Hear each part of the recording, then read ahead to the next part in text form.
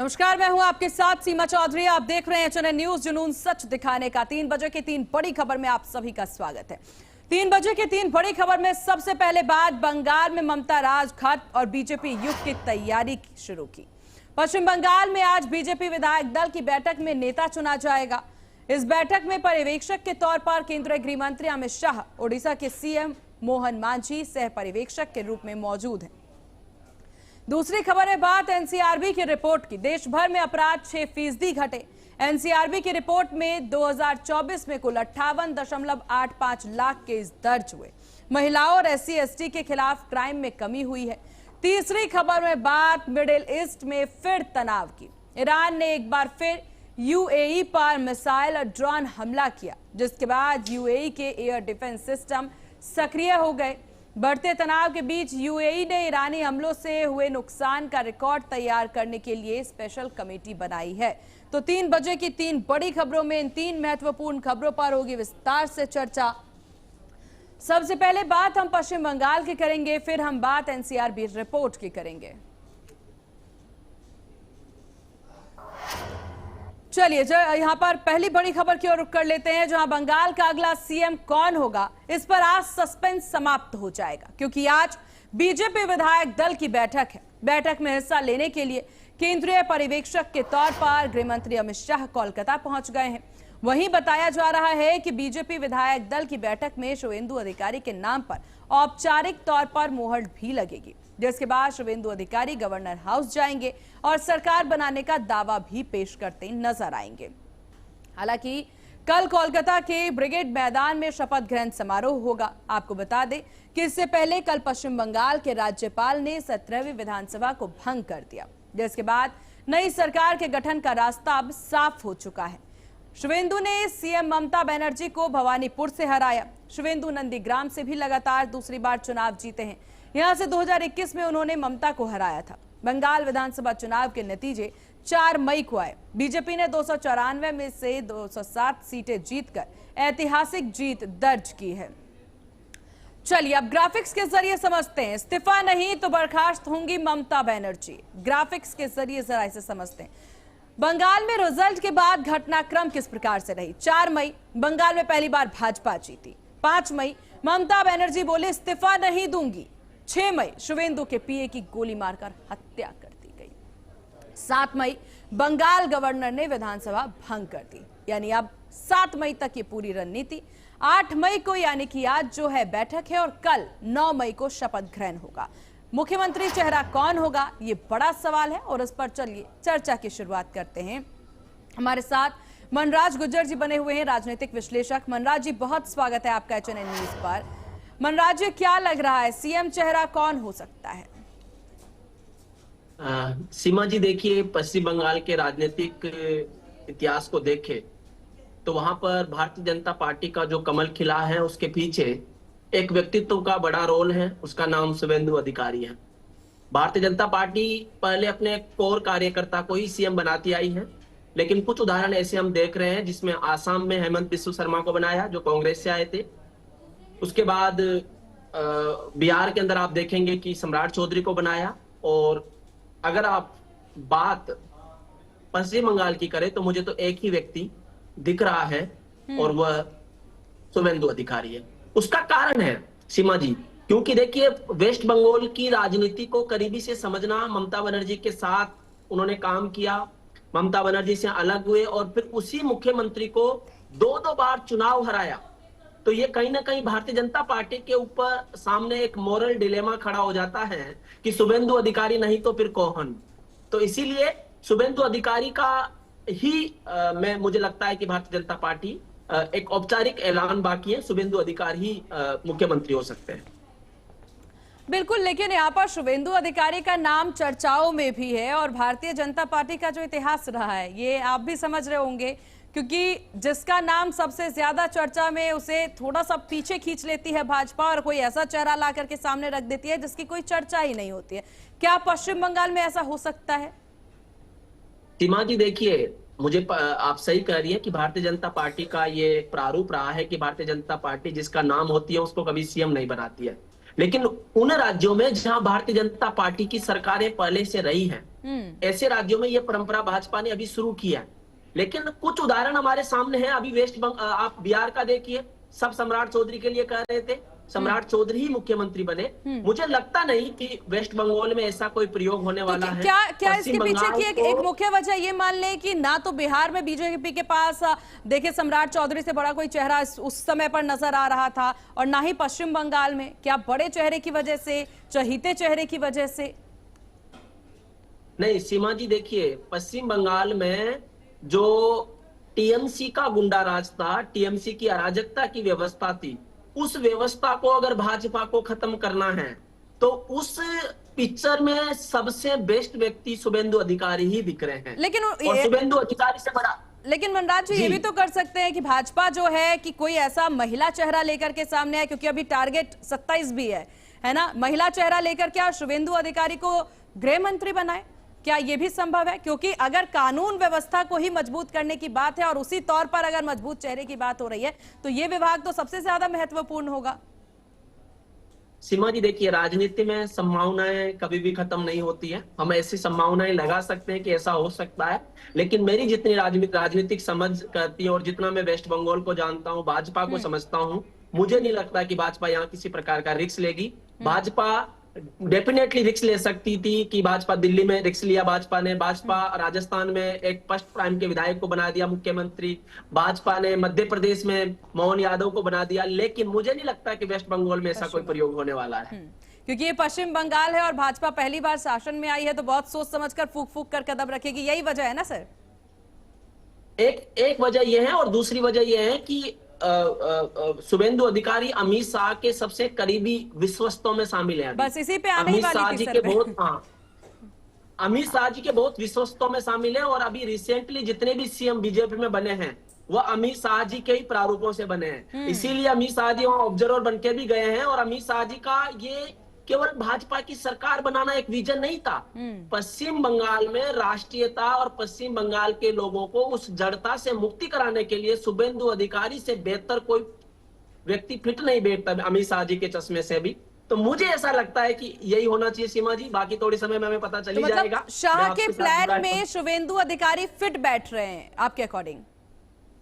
जी बिल्कुल, शुभेंदु अधिकारी कई तरीकों से फिट बैठ रहे हैं। और जब शुभेंदु अधिकारी को दोबारा से अमित शाह जी ने कहा कि आप ममता बनर्जी के खिलाफ चुनाव लड़िए भवानीपुर से, तभी ये अंदाजा ये क्लियर हो गया था कि बीजेपी शुभेंदु अधिकारी को ही मुख्यमंत्री के तौर पर डायरेक्टली और इनडायरेक्टली प्रस्तुत कर रही है। और वही हुआ शुभेंदु अधिकारी ने दिल्ली में तो केजरीवाल के खिलाफ जिसे खड़ा किया उसे सीएम तो नहीं बना दिया गया। दिल्ली की राजनीतिक परिस्थितियां वहां से अलग हैं। दिल्ली मेरा इसलिए नहीं बनाया क्योंकि दिल्ली के अंदर केंद्र शासित प्रदेश है, दिल्ली यूनियन टेरिटरी है, और यहाँ पर गवर्नर हैं, और उसके बाद यहाँ पर देश की राजधानी है। तो दिल्ली की राजनीतिक परिस्थितियां और कई सारे समीकरण, क्योंकि जिसको केजरीवाल के समक्ष खड़ा किया था वह बीजेपी के चश्मे में कई तरीकों से फिट नहीं बैठ रहे थे। अच्छा, अब आप एक जातीय समीकरणों का स्ट्रक्चर देख लीजिए, फिर भारतीय जनता पार्टी के पास महिला मुख्यमंत्री कहीं पे भी नहीं थी। तो ऐसे में बीजेपी ये मैसेज देना चाह रही थी कि महिला मुख्यमंत्री को हम आगे करेंगे, लेकिन वेस्ट बंगाल में इसकी संभावना मुझे बहुत कम लगती है। इस वक्त तो अगर कोई ऐसा एग्जाम्पल देने की जरूरत है तो इस वक्त तो सबसे सही समय है महिला मुख्यमंत्री के लिए भी, महिला चेहरा ममता बनर्जी। अब अगर भाजपा को कुछ साबित करना है तो एक महिला मुख्यमंत्री ले आए, उसके बाद 33% आरक्षण के पक्ष में जवाब देना है तो उसके लिए वो महिला चेहरा लेकर के आ जाए। विपक्षों को जवाब देना है कि हाँ हम इकलौते ऐसे हैं जो लेकर आ रहे हैं महिला चेहरा को, महिला को बढ़ावा दे रहे हैं, तो उसके लिए एक महत्वपूर्ण मौका है। लेकिन आपने एक बार भी आपकी रणनीति में, गणित में कहीं पर भी ये नहीं बैठ रहा है, ऐसा क्यों सर? फिर मुझे इसलिए नहीं है क्योंकि ये भाजपा है जिसने महिला लोकसभा अध्यक्ष दिया हुआ है, यही भाजपा है जिसने भारत की राष्ट्रपति महिला दी हुई है, यही भाजपा है जिसने केंद्रीय कैबिनेट में महिला साथियों को शामिल किया हुआ है। लेकिन पश्चिम बंगाल में तो अभी जरूरत है। पश्चिम बंगाल में आपको क्या लगता है कि अगर महिला चेहरा भाजपा लेकर के आती है तो ये एक बहुत बड़ी रणनीति के तौर पर नहीं देखी जा सकती है? रणनीति मुझे इसलिए नहीं लगता क्योंकि पश्चिम बंगाल को अभी एक जमीन होती है, आप देखेंगे कि एक कंकड़ वाली जमीन को जब उपजाऊ बनाना होता है तो ऐसे ठीक व्यक्ति या ऐसी चीज का वहां यूटिलाइजेशन किया जाता है, तब वो समतल हो जाती है, तब फिर वहां पर व्यवस्थाएं चेंज हो सकती है। वेस्ट बंगाल की व्यवस्था वैसी है नहीं। आप देखेंगे कि शुभेंदु अधिकारी बड़े व्यक्ति है, उसके पीए की गोली मारकर हत्या कर दी जाती है। अराजकता की स्थिति अभी भी देख रहे हैं। ऐसी स्थिति में बीजेपी मुझे नहीं लगता किसी प्रकार का रिस्क लेगी। शुभेंदु अधिकारी के अलावा उनके पास कोई ऐसा उपयुक्त कद्दावर, और जो ममता बनर्जी के जितने भी स्ट्रक्चर है, जो जिन्होंने अपराध, संगठित अपराध को बढ़ावा दिया है, उसको समझने वाला कोई व्यक्ति बीजेपी के पास शुभेंदु अधिकारी से ज्यादा आज की डेट में नहीं। चलिए, तो बस कुछ देर का इंतजार, फिर तो चेहरा सामने आ ही जाएगा। सर, बहुत शुक्रिया आपका HNN को अपना कीमती वक्त देने के लिए, चर्चा में शामिल होने के लिए। यहाँ रुकेंगे एक बहुत छोटे से ब्रेक के लिए। ब्रेक के बाद जल्द हाजिर होंगे और बात करेंगे बाकी दो बड़ी खबरों की ओर।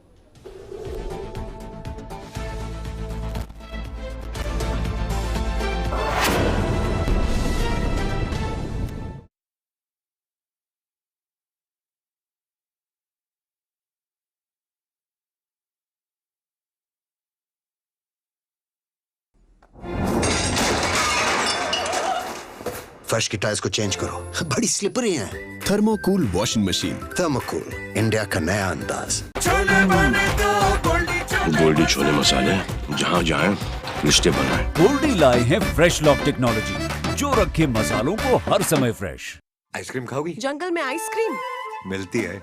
समर कूल रेफ्रिजरेटर, आप अपनी ड्यूटी निभाओ, ये अपनी ड्यूटी निभाएगा। समर कूल, लाइफ बनाए वंडरफुल। जहां हर खबर है पहाड़ों की तरह खूबसूरत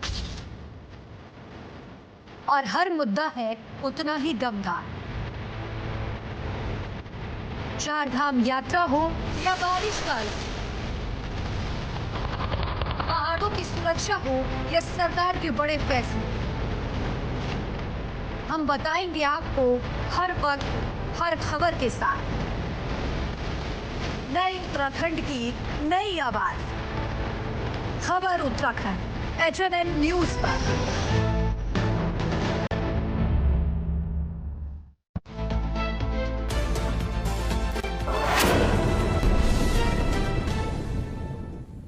और ब्रेक के बाद एक बार फिर से स्वागत है आपका। आप देख रहे हैं HNN न्यूज, जुनून सच दिखाने का। खबरों की ओर रुख करते हैं, बात करते हैं दूसरी बड़ी खबर की। देश भर में 2024 में दर्ज अपराधों की संख्या में 6% की गिरावट आई है। नेशनल क्राइम रिकॉर्ड्स ब्यूरो यानी कि NCRB के मुताबिक 2023 में 62.41 लाख मामलों के मुकाबले अगर देखा जाए तो 2024 में 58.85 लाख केस दर्ज हुए। यह जानकारी बुधवार को जारी रिपोर्ट में दी गई। रिपोर्ट के अनुसार क्राइम रेट यानी कि प्रति 1 लाख आबादी पर दर्ज मामलों की संख्या भी कम हुई है। 2023 में 448.3 से घटकर 2024 में 418.9 रह गई है। इससे साफ है कि कुल मामलों के साथ अपराध दर में भी गिरावट आई है। 2024 में हत्या के कुल 27,049 मामले थे, 2023 में 2.4% कम है। रिपोर्ट के मुताबिक हत्या के मामलों में सबसे बड़ा कारण आपसी विवाद रहा। इसके बाद बदला या दुश्मनी या लालच जैसी वजह सामने आई। रिपोर्ट में कहा गया है कि हत्या जैसे गंभीर अपराधों में यूपी की स्थिति कई बड़े राज्यों से बेहतर है। हत्या के मामले में यूपी देश में 29वें स्थान पर है, जबकि हत्या के प्रयास के मामलों में 26वें स्थान पर है। सबसे बड़ी बात यह है कि फिरौती के लिए अपहरण, डकैती जैसे अपराधों में यूपी में सबसे निचले पायदान यानी 36वें स्थान पर है। इसे कानून व्यवस्था के लिहाज से बड़ी उपलब्धि भी माना जा रहा है। चलिए ग्राफिक्स के जरिए समझते हैं। देश भर में 6% अपराध घटे हैं। NCRB रिपोर्ट कहती है। 2023 और 24 को समझते हैं हम। 2023 में 62.41%, तो वहीं 2024 में 58.85 लाख। देश भर में 6% जो है अपराध घटे हैं। क्राइम रेट में यहां पर आपको 2023 में देखिए 448.3, तो 2024 में 418.9 रहा है। अब ऐसे में NCRB रिपोर्ट आने के बाद से सबकी निगाहें इस पर टिकी हुई हैं और समझने वाली बात है जो ये क्राइम रेट में यूपी में खासतौर पर ये बदलाव देखने को मिला है, इस पर प्रतिक्रियाओं का दौर भी अब जारी है। आगे बढ़ते हैं, बात करते हैं तीसरी बड़ी खबर की। ईरान ने एक बार फिर UAE पर बड़ा हमला किया है। रिपोर्ट के मुताबिक ईरान ने कई बैलिस्टिक मिसाइल, क्रूज मिसाइल और ड्रोन दागे हैं। UAE के एयर डिफेंस सक्रिय हैं और मिसाइलों को लगातार इंटरसेप्ट कर रहे हैं। UAE के national emergency crisis and disaster management authority ने लोगों से सुरक्षित जगहों पर रहने, सिर्फ सरकारी अपडेट पर भरोसा करने की अपील की है। यह हमला ऐसे समय पर हुआ है जब एक रात पहले अमेरिका ईरान के बीच मिसाइल झड़प हुई थी। यूएई ने ईरान के हमले से हुए नुकसान का पूरा रिकॉर्ड तैयार करने के लिए एक नई कमेटी बनाई है। इस कमेटी का काम हमलों में हुए जान माल के नुकसान सबूतों को इकट्ठा करना होगा। बाद में इन्हीं सबूतों के आधार पर यूएई कानूनी कार्रवाई और इंसाफ की मांग करेगा। चलिए तो इस पर चर्चा की शुरुआत करते हैं। हमारे साथ डॉक्टर डीके गुप्ता विदेश मामलों के जानकार बने हुए हैं। सर, बहुत स्वागत है आपका एचएनएन न्यूज पर। डॉक्टर डीके गुप्ता, जिस तरीके से अब अमेरिका और ईरान के बीच कुछ भी होता है तो ईरान सीधे बात ना करके, सीधे विवाद ना करके, घूम फिर के यूएई और तमाम देशों पर हमला करके अमेरिका को चेतावनी देना चाहता है, कि ऐसे देख रहे हैं आप इसे? नमस्कार सीमा जी। देखिए, अमेरिका जो ईरान की जो थिंक टैंक है वो जानती है कि जब तक मिड टर्म पोल नहीं हो जाएगा बड़े अटैक पे अमेरिका नहीं आएगा, क्योंकि ये जो कूलिंग पीरियड है वो ट्रंप को अपनी घरेलू राजनीति में अपनी व्यवस्था बनाए रखने के लिए इंगेज रहना है। वो चीजों को जैसे उन्होंने एक अपना ब्लॉकेड कर दिया जिससे ईरान इंगेज हो गया, ईरान को आर्थिक तौर पर नुकसान हो रहा है, उसके ऊपर प्रेशर और उसके विदेश मंत्री ओमान से लेकर रसिया से लेकर चाइना तक जा रहे हैं। जो बड़ी शक्तियां हैं वो ईरान को डांट रही हैं। जैसे चाइना ने परसों बोला कि हॉर्मुज को बंद कियो, तुम खोलो। कोई अमेरिका को नहीं कह रहा कि तुम ब्लॉकेड खोलो, सब ईरान को बोल रहे हैं। जर्मनी ने भी बोला है। तो इस तरह से वो जानता है कि अमेरिका इसमें किसी बड़े स्ट्राइक्स पे नहीं आएगा। तो जो अपने ऑडियंस के लिए सुनाना चाहता है, दिखाना चाहता है, और उसमें जो सबसे सक्रिय है वो देश है यूएई। देखिए, सऊदी अरबिया ने भी कल बोला था कि हम अमेरिका को एयर स्पेस नहीं देंगे, लेकिन यूएई पूरी तरह से एक्टिव है अमेरिका को सपोर्ट करने के लिए। और वही एक चैनल है फसेला का जिसके वजह से ऑयल बाहर जा सकता है बिना स्ट्राइक के। तो इसलिए वो बार बार यूएई को अटैक कर रहा है, ताकि अगर यूएई को अटैक करूंगा तो उससे नुकसान होगा, जो ऑयल जो सप्लाई जो हो रही है वो बाधित होगा। तो अगर तुमने हमारा तेल रोका है तो हम भी तुम्हारा तेल रोक रहे हैं। इस टीट पर ठैट पर जो है वही पे बार बार अटैक कर रहा है। जी सीमा जी। बिल्कुल। और सर, क्योंकि जिस तरीके से देखिए यहाँ पर जो तस्वीरें नजर आती है इस वक्त ईरान और यूएई के बीच में, ईरान और यूएई के बीच में यूएई ने अब पूरा एक लिस्ट बनाया है। उनका कहना है कि इसकी भरपाई और इस पर पूरे तरीके से जो डबल अटैक हम पर किया जा रहा है, इस संघर्ष पर विराम के लिए और अब जाकर के राहत की बात भी वो करते नजर आ रहे हैं। अब इन सब से परे अगर अमेरिका ईरान की बात कर ली जाए तो अमेरिका ईरान के बीच तो वार्ता भी होनी है, चर्चा भी होनी है, लेकिन उससे पहले ये हमले जो हो रहे हैं। जी जी, देखिए, यूनाइटेड नेशंस सिक्योरिटी काउंसिल में रेजोल्यूशन लाने के लिए अमेरिका और उसके जो सहयोगी देश हैं खाड़ी में, उन्होंने अपने ड्राफ्ट तैयार कर लिया है। और ये भी बात सत्य है कि यूनाइटेड नेशंस आज के डेट में डिफंक्ट जरूर है, उस कोई एक्टिव पार्टिसिपेशन नहीं कर पा रहा है, न किसी देश किसी मसले में वो ऐसा हस्तक्षेप कर पा रहा है जो कि प्रभावकारी हो। तो उस केस में उसके बावजूद भी अमेरिका जो है इस रेजोल्यूशन को पास करवा लेगा, खासकर हॉर्मुज के नाम पे, क्योंकि उसने हॉर्मुज के नाम पे ही ड्राफ्ट तैयार करवाया है। और उसमें जितने यूरोपियन कंट्री हैं लगभग सारे ईरान को बोल रहे हैं कि वो जो है हॉर्मुज को चोक ना करे, तो उसको पास करवा लेगा। और कभी कोई कानूनी कार्रवाई अगर होगी तो वहां पे एक ड्राफ्ट ही देखे जाएंगे और ये सारे नुकसान देखे जाएंगे, क्योंकि आपका जो युद्ध है वो आपका यूएई से नहीं है, सऊदी अरबिया से नहीं है, कतर से नहीं है, आपका अमेरिका और इजराइल से है। लेकिन आपने इन देशों को खामखा अटैक किया। अब वो भले ही यूनाइटेड नेशंस में बहुत पहले एक रेजोल्यूशन पेश किए थे और एक लेटर भेजे थे कि अगर युद्ध हुआ तो हम अटैक करेंगे खाड़ी देशों में जहां पे बेसेज अमेरिका के। लेकिन एक तरफ चर्चा की बात हो रही है, एक तरफ बात हो रही है कि वार्ता करेंगे, युद्ध पे विराम लगाएंगे, और दूसरी तरफ बैक टू बैक हमले कर दिए जा रहे हैं। तो अमेरिका क्या इसके लिए पूरी तरह से तैयार है? अमेरिका चाहता है कि ईरान पीछे हटे और हम फिर हमला करें, या सच में कोई शांति की बातचीत? नहीं, अमेरिका, देखिए, अमेरिका, मेरी थ्योरी थी कि अमेरिका ये अटैक करता ही नहीं ईरान पे अगर वो सारी बातें कंप्लीट हो जाती, क्योंकि अमेरिका एक ऐसा देश है कि मिनिमम कॉस्ट में मैक्सिमम प्रॉफिट लेना चाहता है। वो 3 E's ऑफ द वार जो होते हैं, इकोनॉमी, एफिशिएंसी, इफेक्टिवनेस पे काम करता है। देखिए, पिछली बार जब उन्होंने 1987 में टैंकर को गार्ड किया था कुवैत के दौरान युद्ध में, तो अपने 600 में से 30 जहाजों को खाड़ी देशों में, लेकिन इतना बड़ा, जबकि ईरान उससे पहले इंप्रूव हो चुका, उसके पास बैलिस्टिक मिसाइल्स आ चुकी हैं, उसके पास जो है ड्रोन आ चुके हैं नए नए। उसके बावजूद भी इस बार केवल 12 एयरक्राफ्ट शिप को यहाँ पे भेजा है। तो अमेरिका मिनिमम खर्चे पे इस युद्ध को जीतना चाहता है और जीत चुका है लगभग, क्योंकि ईरान को जितना नुकसान पहुंचाना था वो पहुंचा चुका है। अब वो देख रहा है, बातों से इंटेलिजेंस को खबर दे रही है कि ईरान टूट के किसी तरह समझौते के लिए राजी कर रहा है और देशों को कि अमेरिका को मनाए कि समझौता कर ले। तो अमेरिका अपनी जगह पे आश्वस्त है कि आज नहीं तो कल इनको झुकना पड़ेगा, इसीलिए 10 साल के लिए तैयार भी हो गए कि हम इन्वेस्टमेंट नहीं करेंगे।